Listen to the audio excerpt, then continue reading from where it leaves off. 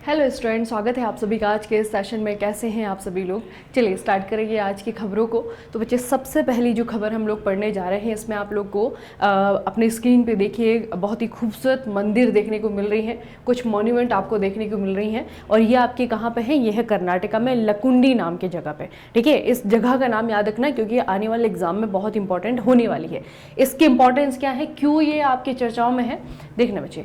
एक लिस्ट जो है यूनेस्को की तरफ से जारी की जाती है, जिसे कहते हैं यूनेस्को की अमूर्त विरासत स्थलों की सूची। ठीक है, एक लिस्ट इसी तरीके की जो है भारत में भी निकाली जाती है, जिसे कहा जाता है भारत की सांस्कृतिक विरासत की सूची। तो बेसिकली जो है आपका यूनेस्को की जो ये विश्व धरोहर स्थल है, ठीक है, विश्व धरोहर स्थलों की जो सूची है, यहाँ पे देश दुनिया की, हमारे देश से, बाकी सारी कंट्रीज से बहुत सारी ऐसी जगह जो कि हिस्टोरिकली इंपॉर्टेंट है, जो कि कल्चरली इंपॉर्टेंट है, उनको यहाँ पे लिस्ट किया जाता है। ठीक है, लेकिन सारी जो आपकी जगह होती हैं उनको ऐसा नहीं कि पहली बारी में ही वो आपका यहाँ पे परमानेंटली लिस्ट हो जाती हैं। ठीक है, लिस्ट होने से पहले जो है उन्हें यहाँ पे नॉमिनेट किया जाता है। नॉमिनेट जो है उनको अस्थायी रूप से जो है सूची का हिस्सा बनाया जाता है। उसके बाद में आपका वोटिंग सिस्टम है, उसके बाद में जो है चुना जाता है कि कौन सी विरासत स्थल को इसमें परमानेंटली रखा जाना है या फिर नहीं रखा जाना है। तो इस जगह को आपको याद रखना है, कर्नाटका में लकुंडी। ठीक है, लकुंडी नाम की जगह है कर्नाटका में। तो लकुंडी और उसके आसपास जो है कल्याण चालुक्य काल के, मतलब कि 10वीं से लेकर के 12वीं शताब्दी तक कर्नाटका में जो है आपका कल्याण चालुक्य वंश रहा था। उनके काल में जो है आपकी ये मंदिरें बनी हैं। अब इसमें क्या है कि एक मंदिर नहीं है कोई, इसमें बहुत सारी मंदिरों का निर्माण किया गया था। और बस यही जो आपका मंदिरों का समूह है, इन्हें विश्व धरोहर स्थलों की अस्थायी सूची में शामिल करने के लिए कर्नाटका की सरकार के द्वारा अंतिम रूप दिया जा रहा है। ठीक है, तो बेसिकली इनको जो है आपका वहाँ पे एक कह सकते हैं कि नॉमिनेट किया गया है। अभी जो है परमानेंटली इनका नाम नहीं आया है, लेकिन इनको परमानेंट भी किया जा सकता है, तब जो है आप वो न्यूज़ आगे पढ़ेंगे, है ना। तो इस कारण जो है आपका बच्चे, जो ये आपके लकुंडी की टेम्पल्स है, ये आपकी चर्चाओं में, तो आपको इसकी जगह का नाम याद रखना है कि ये आपके कहाँ पे है। ये आपके कर्नाटका में है, कर्नाटका में लकुंडी नाम की जगह है। वहाँ पे बहुत सारी जो है आपके टेम्पल्स बनी हुई है। ठीक है, तो इसमें देखना है, एक तो लोकेशन आपको याद रखनी है, लकुंडी है या फिर उसके जो सराउंडिंग एरिया है वहाँ पे आपको टेम्पल्स मिलेंगे। उसके बाद है कि किसके द्वारा बनाई गई थी। तो जो कल्याण चालुक्य वंश थे, उनके राजाओं के द्वारा जो है अलग अलग टाइम पीरियड पे मंदिरें बनी थी। खास करके 10 से लेकर के 12वीं शताब्दी के बीच जो है आपकी मंदिरें बनाई गई हैं। ठीक है, अगली जो आपकी न्यूज़ है बहुत ही ज़्यादा इंटरेस्टिंग न्यूज़ है। आप लोग देखेंगे बच्चे, ये आपको जो एक सिस्टम दिखाई दे रहा है, ये एक्चुअल में एग्जिस्ट करता है। ठीक है, और एक बहुत ही भारी भरकम मशीनरी आपको दिखाई दे रही है। तो ये बेसिकली क्या है, इसे ITAR कहते हैं। ITAR का मतलब क्या है? International thermo nuclear experimental reactor. ठीक है, एक एक्सपेरिमेंटल रिएक्टर है और ये आज तक का दुनिया का सबसे बड़ा जो है आपका ये रिएक्टर बना है। ठीक है, तो इसमें बेसिकली क्या है बच्चे, बहुत इंटरेस्टिंग है, साइंस एंड टेक्नोलॉजी से रिलेटेड आपकी न्यूज़ है। हाल ही में ये जो आपका सबसे बड़ा, दुनिया का सबसे बड़ा परमाणु संलयन परियोजना है, इसमें भारत की तरफ से भी कंट्रीब्यूट किया गया है। ठीक है, और इसमें जो एक मेन कंपोनेंट इसका है संलयन का, वो जो है अभी हमें हाल ही में अमेरिका में बनकर के तैयार हुआ है। ठीक है, जिसकी वजह से ITAR आपका चर्चाओं में रहा है। तो बेसिकली ITAR क्यों है, क्या है, ये चीज़ें आपको पता होनी चाहिए। ऐसी भी कोई चीज़ बनाई जा रही है और इसका इस्तेमाल हम कहाँ पे करेंगे, किसका फायदा इससे होने वाला है। तो पहले तो इसका नाम याद रखेंगे, ITAR है, इंटरनेशनल थर्मोन्यूक्लियर एक्सपेरिमेंटल रिएक्टर, आपको नाम समझ में आ रहा है। और परमाणु संलयन परियोजना है। परमाणु संलयन, नाभिकीय विखंडन, नाभिकीय संलयन, ये आपके ऐसे रिएक्शन है जो आपने बचपन में पढ़ी होंगी, है ना। तो जो परमाणु संलयन है, ये बेसिकली वो रिएक्शन है जिससे कि सूर्य की ऊर्जा बनती है। ठीक है, तो एक तरीके से कह सकते हैं कि सूर्य की ऊर्जा को कॉपी किया जा रहा है, या फिर सूर्य की जो अपनी रिएक्शन होती है उसको जो है यहाँ पे आपका उसका इस्तेमाल करके यहाँ पे एनर्जी को क्रिएट किया जाएगा। ठीक है, तो ये रिएक्टर बच्चे अभी पूरा हालांकि बन करके तैयार नहीं हुआ है। इसका उद्देश्य क्या है? इस अंतर्राष्ट्रीय सहयोग का उद्देश्य है स्वच्छ कार्बन मुक्त ऊर्जा उत्पन्न करने के लिए सूर्य की शक्ति का इस्तेमाल करना। ठीक है, तो बेसिकली एक ऐसी एनर्जी बनाई जा रही है जिसमें कि कार्बन का एमिशन ना हो, क्योंकि कार्बन जो है हमारे इन्वायरमेंट के लिए बहुत ही ज़्यादा हार्मफुल है ना, CO2 का एमिशन ना हो, इसके लिए जो है आपके इस रिएक्टर को बनाया जा रहा है। दूसरा क्या है इसमें आपको याद रखना है, इसमें भारत का योगदान क्या है। तो भारत ने इस न्यूक्लियर रिएक्टर के कौन से वाले पार्ट बनाए हैं। तो भारत के द्वारा क्रायोस्टेट कक्ष का डिजाइन और विनिर्माण और उसके अलावा जो है महत्वपूर्ण शीतलन और तापन अवसंरचना का विकास जो है भारत के द्वारा किया गया है। तो बच्चे इसमें क्या है ना, अभी ITER के बारे में आपको बताती हूँ। इसमें कोई एक कंट्री जो है योगदान नहीं दे रहा है, इसमें बहुत सारी कंट्रीज हैं, बहुत सारी कंट्रीज जो है अपनी अपनी जो भी टेक्निकल हेल्प जो है इसमें कर सकती हैं, उन देशों के द्वारा किया जा रहा है। तो भारत की तरफ से जो दिया जा रहा है, भारत की तरफ से जो कंट्रीब्यूशन है वो क्या है कि एक तो भारत जो है क्रायोस्टेट कक्ष वहाँ का जो है डिज़ाइन करेगा और उसके बाद में उसे बनाएगा भी, मैन्युफैक्चरिंग भी भारत के पास में है। और बाकी जो आपके शीतलन और तापन अवसंरचना है, ठीक है, इसको भी जो है बनाने का जो जिम्मा सौंपा गया है वो भारत को सौंपा गया है। ठीक है, उसके बाद बच्चे ITER के बारे में थोड़ा सा जानते हैं कि बेसिकली है क्या चीज़। तो इसका एक तो पूरा नाम आपको याद रखना है, ठीक है, और ये क्या है आपका, ये इसका लक्ष्य क्या है, औद्योगिक स्तर पर संलयन ऊर्जा की व्यवहारिता का प्रदर्शन करना है ना, यानी कि जो सूर्य की ऊर्जा है वो प्रैक्टिकली हमारे अर्थ पे किस तरीके से इस्तेमाल हो सकती है, ऊर्जा के रूप में जो उसका इस्तेमाल करना, बेसिकली इसका उद्देश्य रखा गया है। इसमें कौन कौन सी कंट्रीज हैं, तो प्रमुख जो है इसमें आपके 7 मुख्य मेंबर हैं। कौन कौन से हैं इसमें, भारत है, चाइना है, अमेरिका है, रसिया है, जापान है, दक्षिण कोरिया है, यूरोपियन संघ है। ठीक है, तो मतलब लगभग जो है हर बड़ी कंट्रीज जो है इसमें आपका मेंबर के रूप में है। और सारी जो कंट्रीज हैं वो अपनी अपनी जो टेक्नोलॉजीज हैं उनसे जो है इस रिएक्टर को बनाने में हेल्प कर रही हैं, अपनी अपनी तरफ से जिसके जितना बन सकता है उतना, है ना। तो ये आपको याद रखना है। बाकी ये है कहाँ पे रिएक्टर, इसका स्थान आपको पूछा जा सकता है। तो ये बच्चे अभी वर्तमान में फ्रांस में है, दक्षिणी फ्रांस में एक जगह है आपका केडराचे दक्षिण फ्रांस में है, वहाँ पे जो है आपका न्यूक्लियर रिएक्टर बना हुआ है। हालांकि इसके जो पार्ट है ना वो आपके अलग अलग कंट्रीज में बनाए जा रहे हैं, है ना। जैसे कि भारत का जो कॉन्ट्रीब्यूशन है, भारत ने जो यहाँ पे कूलिंग से रिलेटेड जो चीज़ें बनाई हैं वो इंडिया में बनी है, उसके बाद में जो है फ्रांस में उसे भेजा गया है ना। तो जहाँ पे जो पार्ट जिस कंट्री में बनना होगा वो उस कंट्री में बन रहा है, और उसके बाद में जो है आपका ये यहाँ पे एक तरीके से यहाँ पे इसे असेंबल किया जा रहा है। ठीक है, तो ये थोड़ा सा याद रखना है कि फ्रांस में अभी ये आपका इस्टेब्लिश किया गया है।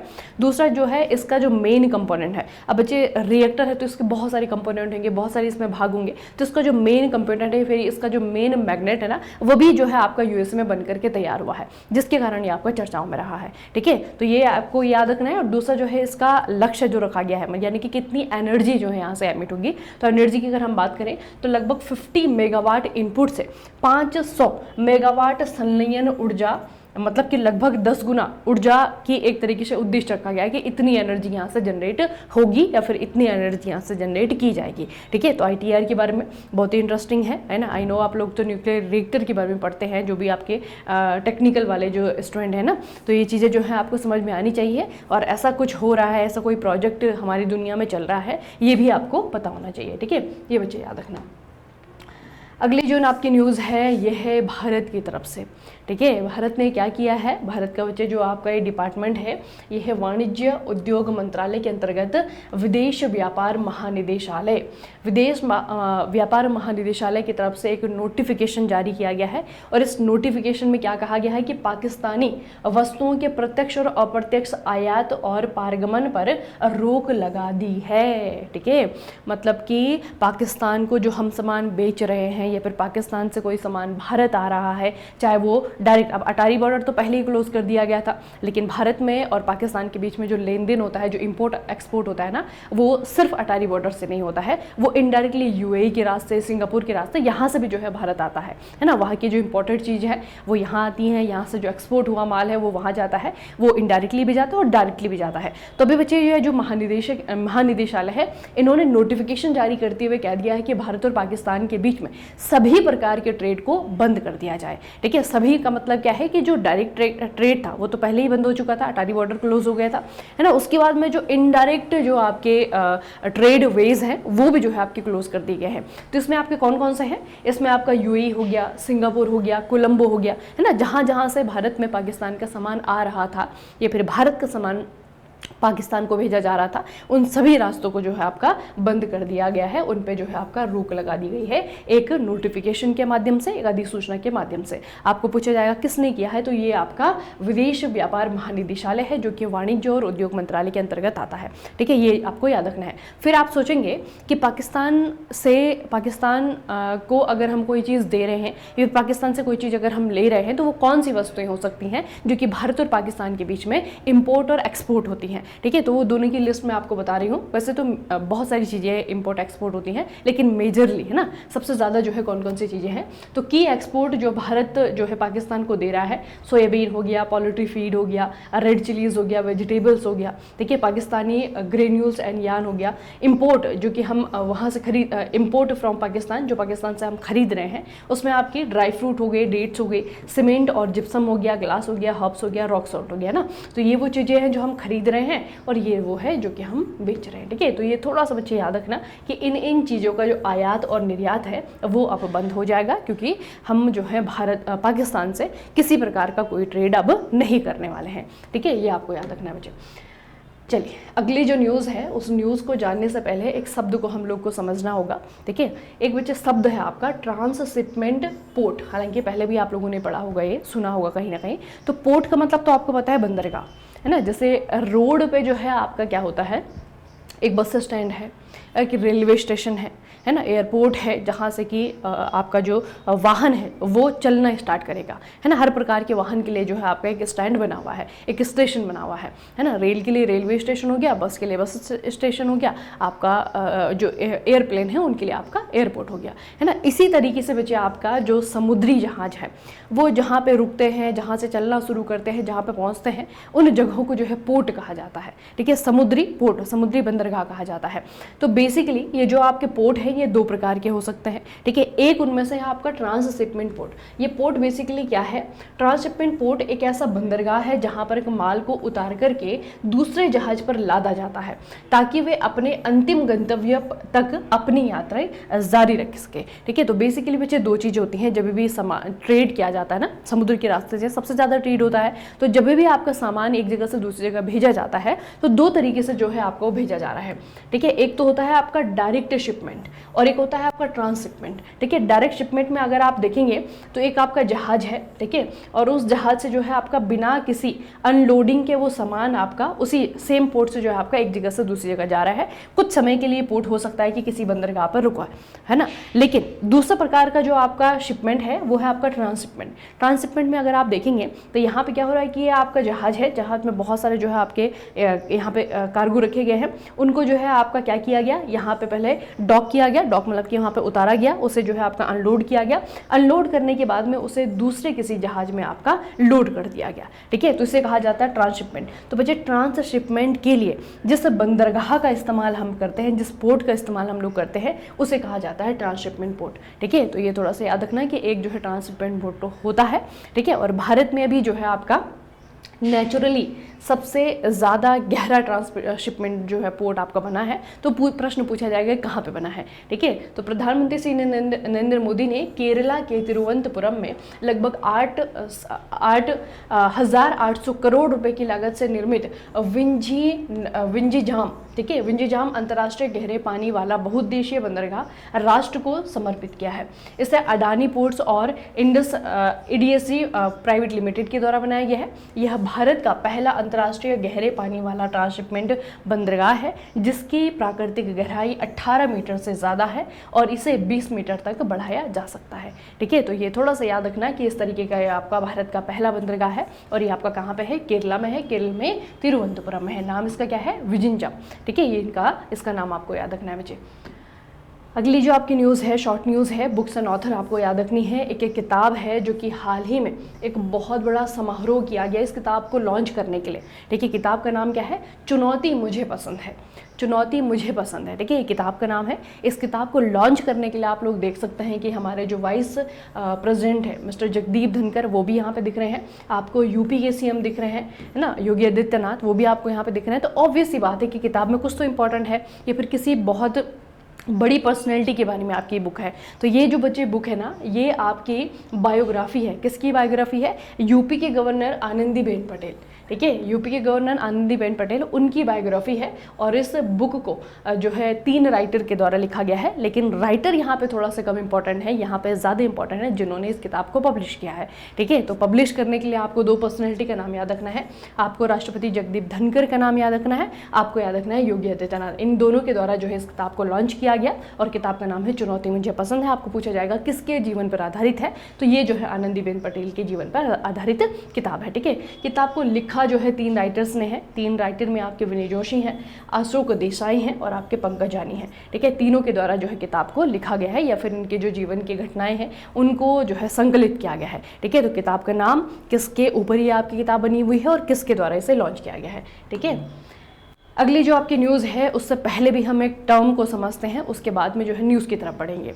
देखना ये बच्चे आपका जो शब्द है जो आज आपको जानना है, यह है आपका ग्रीन म्युनिसिपल बॉन्ड। पहले तो बॉन्ड समझ लेते हैं बेसिक से। एक इकोनॉमिक्स में आपका एक शब्द आता है बॉन्ड। ठीक है, बॉन्ड में अधिकतर जब हम बॉन्ड के बारे में पढ़ते हैं तो वो हम गवर्नमेंट बॉन्ड के बारे में पढ़ते हैं, है ना। तो बच्चे बॉन्ड जो है आपका क्या है, एक प्रकार का सरकार का एक एसेट है जिसे सरकार तब बेचती है जब गवर्नमेंट को, सरकार को किसी प्रकार की पैसे की ज़रूरत होती है ना। जब सरकार उस बॉन्ड को बेचेगी तो ऑब्वियस सी बात है कि आप उसे लेंगे, है ना। खरीदेंगे किसके पास बेचेगी, या तो बैंक खरीदेंगे या तो फिर लोग खरीदेंगे। ठीक है, तो जब गवर्नमेंट बॉन्ड को खरीदा जाता है उसके बाद में ऑब्वियस सी बात है कि जब हम उसे वापस बेचेंगे तो उस पर जो है कुछ ना कुछ लाभ होगा। इसीलिए जो है सरकार क्या करती है कि उस समय जो है फंड जुटाने के लिए, पैसे के लिए जो है इस प्रकार के बॉन्ड जारी करती है। लेकिन इस बॉन्ड में एक चीज़ आया है आपका green municipal bond. Municipal bond का मतलब क्या हो गया कि इसे सरकार में किसके द्वारा जारी किया गया है, जो अर्बन लोकल बॉडीज़ हैं। ठीक है, जो अर्बन लोकल बॉडीज़ हैं, शहरी स्थानीय निकाय हैं, इनके द्वारा इसे जारी किया गया है। ठीक है, फिर आता है आपका ग्रीन। ग्रीन का मतलब क्या है, ग्रीन का मतलब है कि ये बॉन्ड बेच करके जो आपका यूएलबी है, अर्बन लोकल बॉडी है, उसके पास में जितने रुपए आएंगे वो उनका इस्तेमाल करेगी किसी अच्छे प्रोडक्ट में, और अच्छा भी किस प्रकार का, जो कि एनवायरनमेंट को कम नुकसान करने वाला जो प्रोजेक्ट है, या फिर एनवायरनमेंट के जो आपका प्रदूषण है उस प्रदूषण को हटाने के लिए जो आपके प्रोजेक्ट हैं उनके लिए जो है आपका ये पैसा खर्च किया जाएगा। ठीक है, तो इस प्रकार के बॉन्ड को कहा जाता है ग्रीन बॉन्ड। ठीक है, याद रखना ग्रीन म्युनिसिपल बॉन्ड का मतलब क्या है, यह यूएलबी के द्वारा जारी किया गया एक ऋण साधन है। ऋण यानी कि ऑब्वियस सी बात है बच्चे कि सरकार जो है आज तो बॉन्ड बेच रही है ना, कल को जो जिस व्यक्ति ने बॉन्ड खरीदा है उस व्यक्ति के पैसे जो है उसे इंटरेस्ट समेत वापस लौटाना होगा। तो एक तरीके से क्या कर रही है सरकार, जो है ऋण ले रही है, लोन ले रही है लोगों से या फिर किसी बैंक से। ठीक है, तो ये बेसिकली क्या है, एक ऋण साधन है जो कि जल उपचार, स्वच्छ ऊर्जा या फिर अपशिष्ट प्रबंधन जैसी पर्यावरण अनुकूल बुनियादी ढांचा परियोजनाओं को वित्त पोषित करने के लिए जारी किया जाता है। वित्त पोषित का मतलब होता है फंड करने के लिए, है ना। अगर ऐसी कोई चीज जो है आपका किसी भी म्युनिसिपल कॉर्पोरेशन के द्वारा बनाई जा रही है और उसके पास में पैसे नहीं है तो वो बॉन्ड जारी करके जो है इस तरीके की चीज़ों को बना सकती है। और हाल ही में यही काम किया है गाजियाबाद। ठीक है, किसने किया है, गाजियाबाद जो नगर निगम है इन्होंने भारत का पहला प्रमाणित ग्रीन म्युनिसिपल बॉन्ड जारी किया है।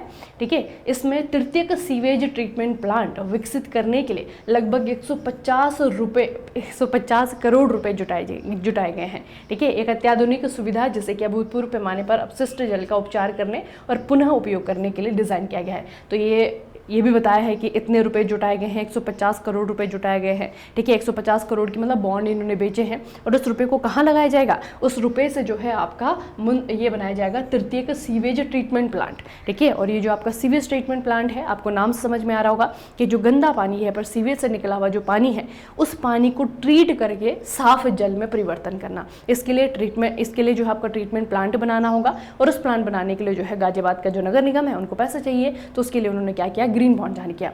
अब ग्रीन बॉन्ड जारी करने के लिए जो है आपका बच्चे, ये जो ग्रीन बॉन्ड जारी किया है ना गाजियाबाद ने बहुत पहले कर दिया था, लेकिन पहली बार जो है पहला प्रमाणित, ठीक है, पहला सर्टिफाइड जो ग्रीन बॉन्ड म्युनिसिपल बॉन्ड जारी किया गया है वो आपका किया है गाजियाबाद नगर निगम ने।